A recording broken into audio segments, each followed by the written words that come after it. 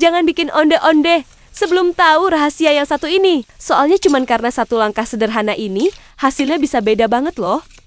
Nah, kalau penasaran, gimana caranya? Yuk simak sampai habis. Pertama, masukkan 20 sendok tepung ketan ke dalam wadah yang agak besar, lalu tambahkan 4 sendok tepung beras. Setelah itu, tambahkan sedikit garam untuk memperkuat rasa. Lalu masukkan 3 sendok gula pasir, atau bisa juga lebih. Dan terakhir, tambahkan sedikit perasa vanili, supaya aromanya itu jadi lebih wangi. Aduk-aduk dulu semua bahan kering ini, sampai tepungnya tercampur dengan merata. Nah, selanjutnya, tambahkan kentang yang sudah direbus sebanyak 100 gram. Lalu yang terakhir, tuangkan sekitar 150 ml air hangat. Tuangkan langsung semuanya.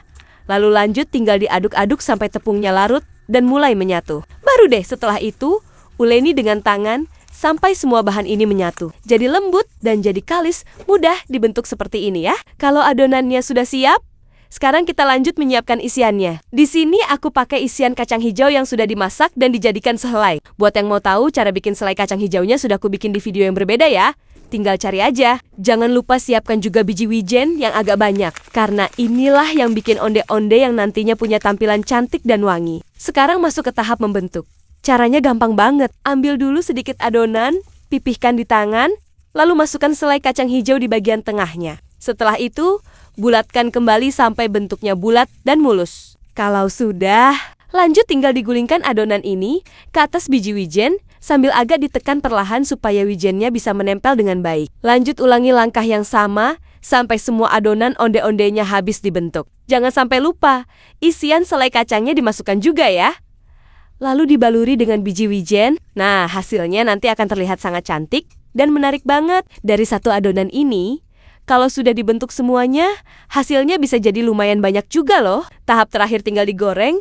Siapkan minyak yang agak banyak dan nyalakan api kompor berukuran kecil saja. Goreng dan masukkan onde-ondenya ketika minyak masih dingin atau sudah hangat ya. Ini penting banget supaya onde-onde ini gak meledak-ledak ketika digoreng nantinya. Goreng secukupnya saja.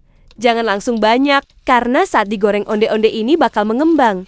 Dan ukurannya jadi lebih besar. Goreng sampai warnanya itu berubah menjadi kuning kecoklatan cantik. Bagian luarnya garing, dan aromanya itu harum banget. Kalau dirasa sudah matang, bisa langsung angkat dan tiriskan sebentar. Setelah itu pindahkan ke dalam wadah, dan siap untuk disajikan. Dan inilah dia hasil akhirnya.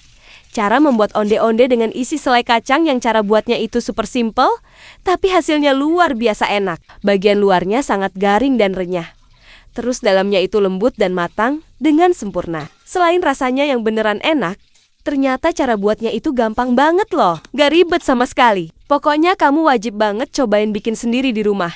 Dan buktikan resep bikin onde-onde yang simple dan anti gagal ini.